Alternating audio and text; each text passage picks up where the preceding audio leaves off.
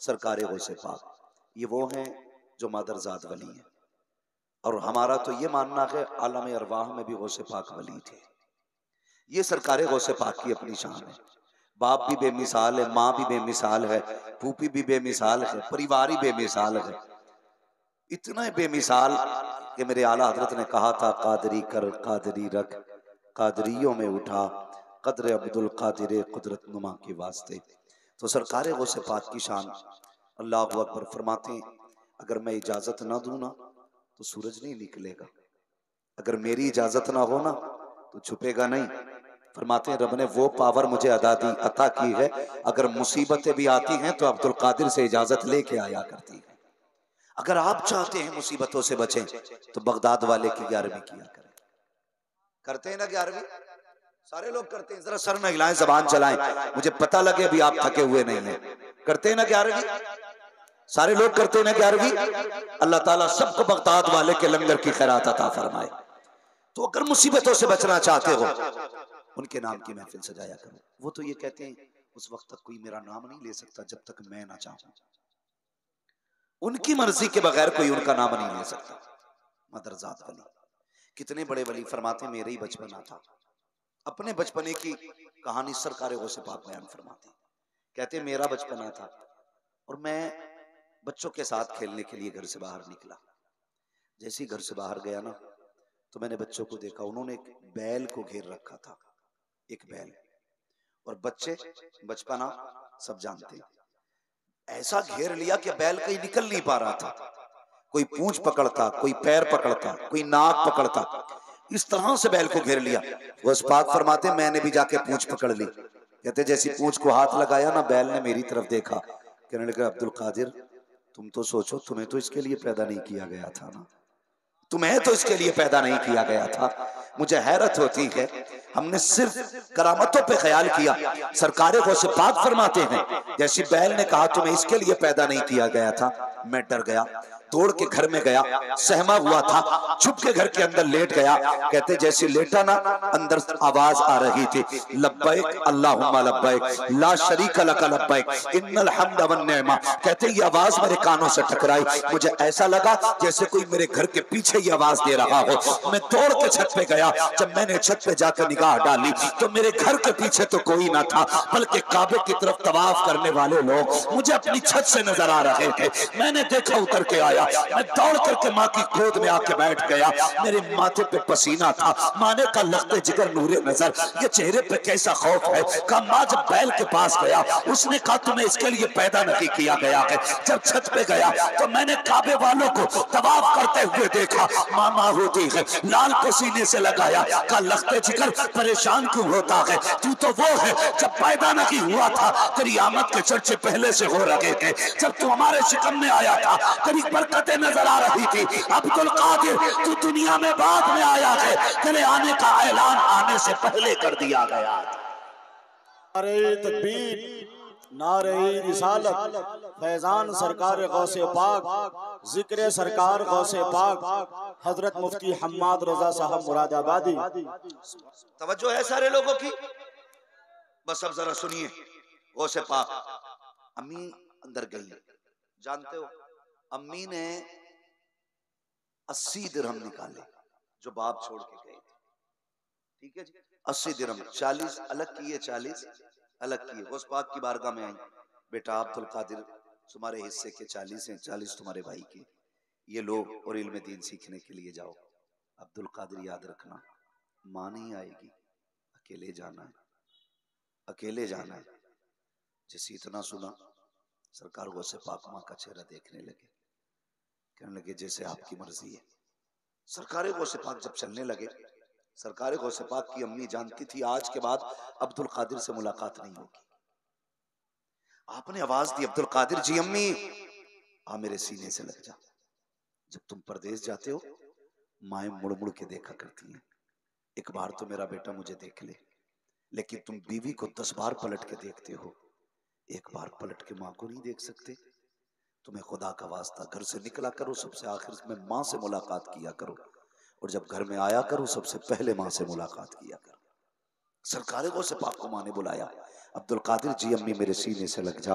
3 बार बुलाया, जब पलट के जाने लगे उसके बाद माँ ने क्या कहा था, अब्दुल कादिर जरा हाथ में हाथ दे, कहा अम्मी क्या करना है, का एक वादा करना है। सरकारे गौसे पाक ने माँ के हाथ में हाथ दिया और माँ वादा ले रही है, अब्दुल कादिर वादा कर कभी झूठ नहीं बोलोगे। सरकारे गौसे पाक ने वादा किया, वाकया सुनाना मकसद नहीं है, सबको बात मालूम है, बच्चा बच्चा जानता है। सरकारे गौसे पाक ने माँ के हाथ में हाथ दे करके वादा किया, सब जानते हैं, घर से निकल गए, डाकुओं ने लूटा, सबको लूटा गया। सरकारे गौसे पाक से भी पूछा गया था, बच्चे तुझ पे भी कुछ है, तो गौसे पाक ने क्या फरमाया था, हाँ मेरे पास भी सोने के सिक्के हैं। अल्लाह अकबर, तलाशी ली गई, फिर कहीं नहीं मिले थे, परेशान हो गए, सबको लूट करके सरदार के पास गए, कहा सरदार सबको लूट लाए हैं।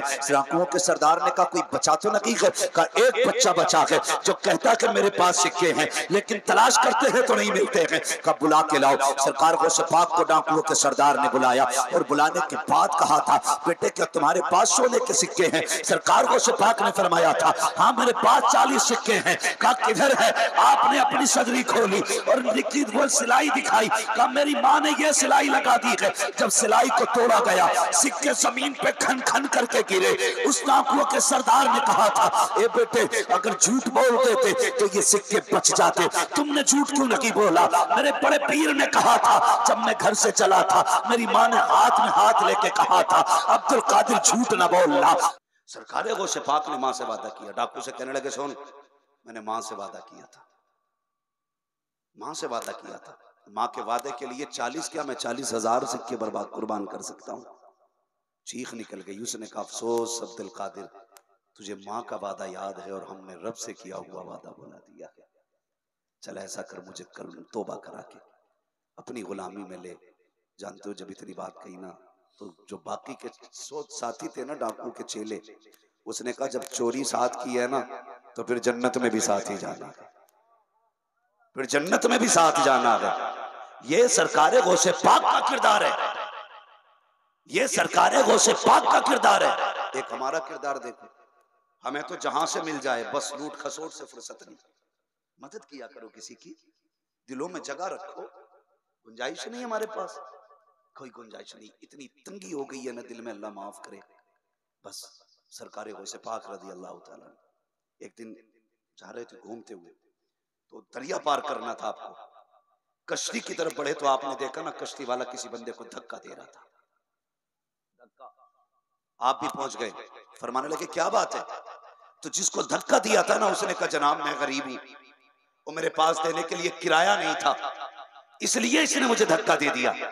गौसे पाक ने अपने शागिर्द से हुक्म फरमाया, जाके मेरी दरसगाह से सोने के सिक्कों की थैली उठा के ला, सोने के सिक्कों की थैली। और आपने कश्ती वाले के हवाले करके कहा था ले संभाल के रख, आज के बाद अगर कोई गरीब आए ना और उस पे किराए का पैसा ना हो ना तो उसे अब्दुल कादिर के पैसे से कश्ती पार करा दिया दरिया, उसे अब्दुल कादिर के किराए से दरिया पार कराना। आज कितना करते हो, आज कितना करते हैं? सगा भाई हॉस्पिटल में हो और भतीजी दरवाजे पे बिलक रही हो तो चचा कहता थोड़ी देर पहले कहती तो मदद करता। इस दौलत की भूख ने रिश्ते तोड़ दिए हमारे। जानते हो सरकारे गौसे पाक, अलहमा कह रहे गौसवती का तेरा, मर के भी चैन से सोता नहीं मारा तेरा। आपने एक पैर पे खड़े होकर के पूरा कुरान मुकम्मल किया काबे शरीफ में। रब ने फरमाया अब्दुल कादिर मांग क्या मांगना चाहता है? तो कहा था मालिक जो मैं चाहता हूँ वो तू खूब जानता है। कहीं आज तू कह हम देंगे, कहा फिर वादा कर जो मेरा होगा वो तेरा होगा, वादा ले आज मुझसे जो मेरा होगा वो तेरा होगा। रब ने फरमाया अब्दुल कादिर वादा रहा जो तेरा होगा वो मेरा होगा। कहा मालिक ये भी बता क्या कोई कादरी जहन्नम में जाएगा? कहा अब्दुल कादिर मुझे मेरी इज्जत की कसम है जो कादरी होगा उस वक्त तक मौत नहीं दूंगा जब तक उसे तौबा की तौफीक अता नहीं कर दी जाए। ये शान कादरियों की, वो किसकी वजह से?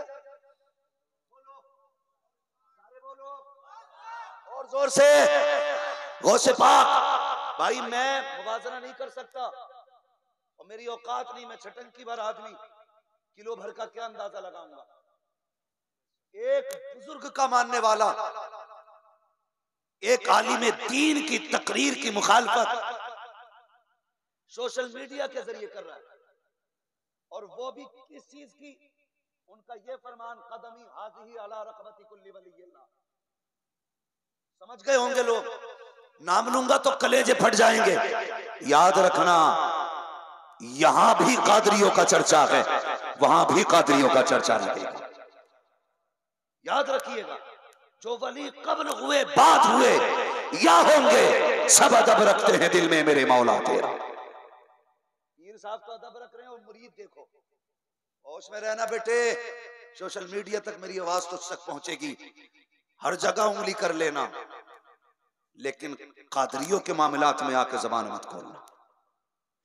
गौसे पाक फरमाते हैं, जो मेरे मुरीद से लड़ता उसकी लड़ाई मुझसे है, और जब उनके कुत्ते का शेर मुकाबला नहीं कर सकते तो बगदाद वाले अब्दुल कादिर का मुकाबला कौन कर सकता है? और कादरियों सब्र किया करो, अपने मामले बगदाद वाले पे छोड़ दिया करो, छोड़ दिया करो, इसलिए कि हमारे मामलात को संभालने के लिए सरकार गौसे पाक। मुझ पे कितने लोगों ने फतवे लगाए, कितने वीडियो मेरे खिलाफ बनाते, क्या क्या नहीं करते, आज तक मैंने कोई जुमला नहीं कहा। क्यों जानते हो? मैं कोई लावारिस नहीं हूं, मेरा वारिस बगदाद में मौजूद है और मेरे मामलात उनके हवाले रहते हैं। खुदा का शुक्र है, नीचा करने वाले जमीन में घुस गए और उनका फैज है, दिन ब दिन हम आसमानों पे छाते जाए। इसलिए अपने मामला सरकार गौसे पाक पे छोड़ो, सरकार गौसे पाक पे। तो वो हालात देखो, सरकार गौसे पाक। मैं आपसे गुजारिश करूंगा, ऐसे ढोंगे पीरियों से बचना, जो ये बात कहते हैं जी हमारे हो गए तो फिर किसी की जरूरत नहीं है।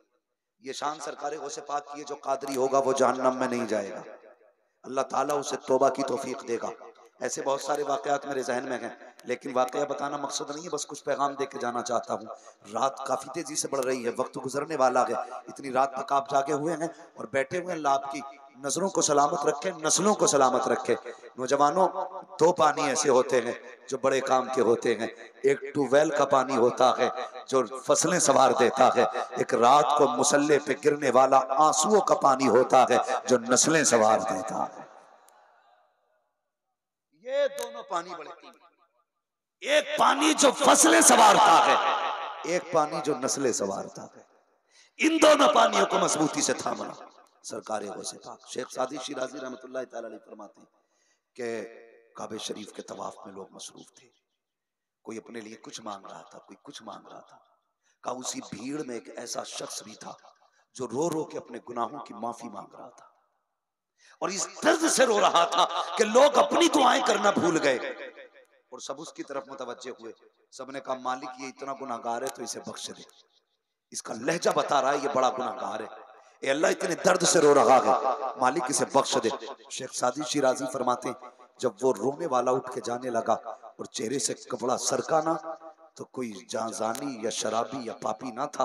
फरमाते हैं वो अब्दुल कादिर जिलानी गौसुल आजम थे जो काबे के अंदर इस दर्द से रो रहे थे।